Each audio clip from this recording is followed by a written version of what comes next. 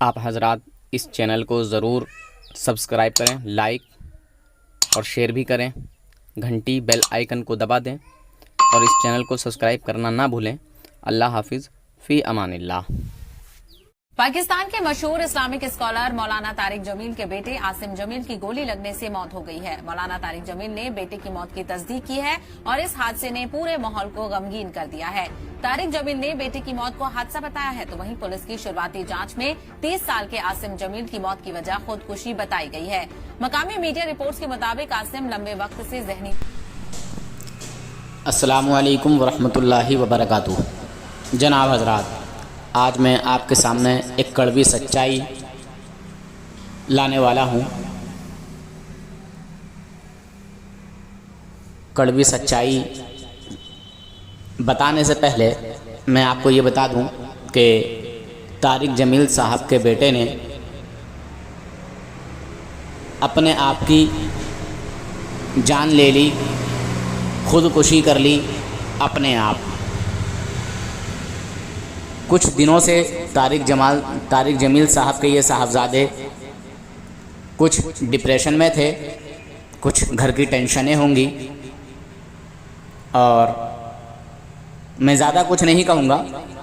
सुना तो मैंने बहुत कुछ है, मगर सिर्फ इतना ही कहूँगा कि अपने हाथ से अपनी जान ले ली है और अब उनका ईसाले सवाब जो है कर रहे हैं, जो कि सुन्नी हनफी बरेलवियों में होता है।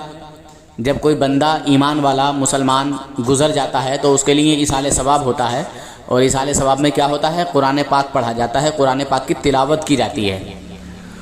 मगर ये सब वहाबी और देवबंदियों में गलत रिवाज है, बिदत का रिवाज है, बिदत है।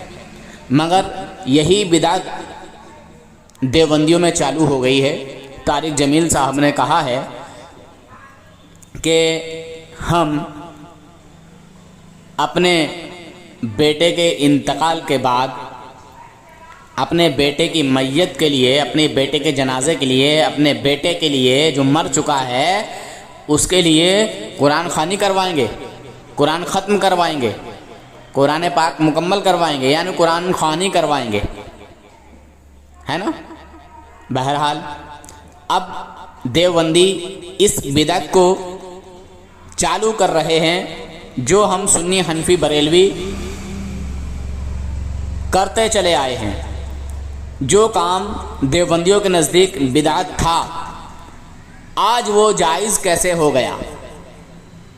बहरहाल एक और चीज़ मैं बता दूं, तारिक जमील के बेटे के मरने का पूरा सच, पूरी हकीकत इस वीडियो में आप देखेंगे।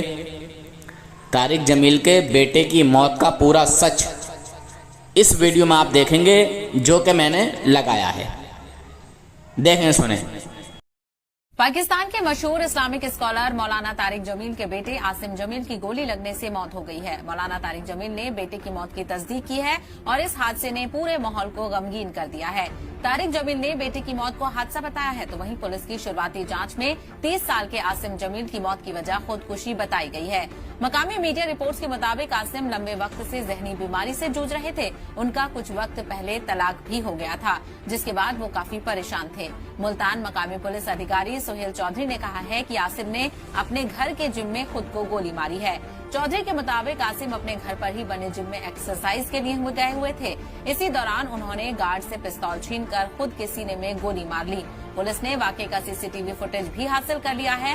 वीडियो में आसिम को खुद को गोली मारते हुए देखा गया है, पुलिस की तरफ से कहा जा रहा है। तो वहीं पुलिस ने सीसीटीवी फुटेज को फॉरेंसिक जांच के लिए भेज दिया है, जिसके बाद मौत से जुड़ी बाकी चीजें साफ हो सकेंगी।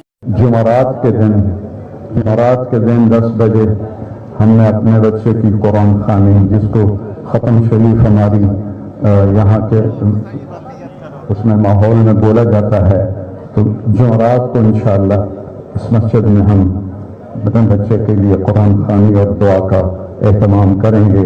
जुमेरात के दिन 10 बजे हमने अपने बच्चे की कुरान ख़वानी, जिसको ख़त्म शरीफ हमारी यहाँ के उसमें माहौल में बोला जाता है, तो जुमेरात को इंशाअल्लाह इस मस्जिद में हम अपने बच्चे के लिए कुरान खानी और दुआ का एहतमाम करेंगे।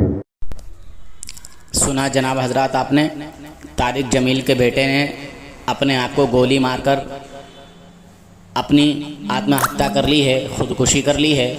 अब ख़ुदकुशी के बाद, अब तारिक जमील के बेटे की मौत के बाद तारिक जमील ने ऐलान किया कि अब हम कुरान खानी करवाएंगे और वहाबी देवबंदियों के यहाँ दिन मुतय्यन करना भी बिदअत है।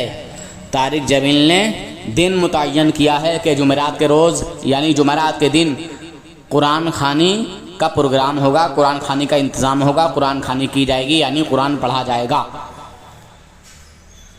बहरहाल वहाबियों देवबंदियों, अब क्या करोगे आप?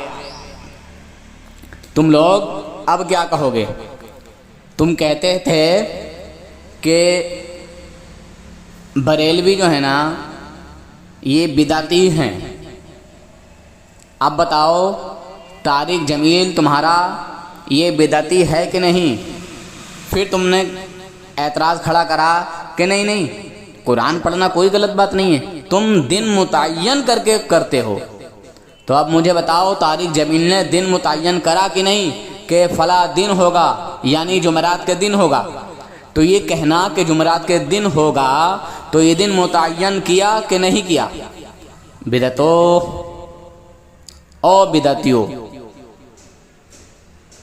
बहरहाल मैं कुछ नहीं कहूँगा, बस मैं इसलिए ये वीडियो बना रहा हूँ कि मेरे जो मोमिन भाई हैं, जो मुसलमान भाई हैं, जो गलत फहमी में ये समझ बैठते हैं कि यार ऐसा तो नहीं कि हम गलत हों, तो मैं उनके लिए ये सबूत पेश कर रहा हूँ कि हम ही हक पर हैं।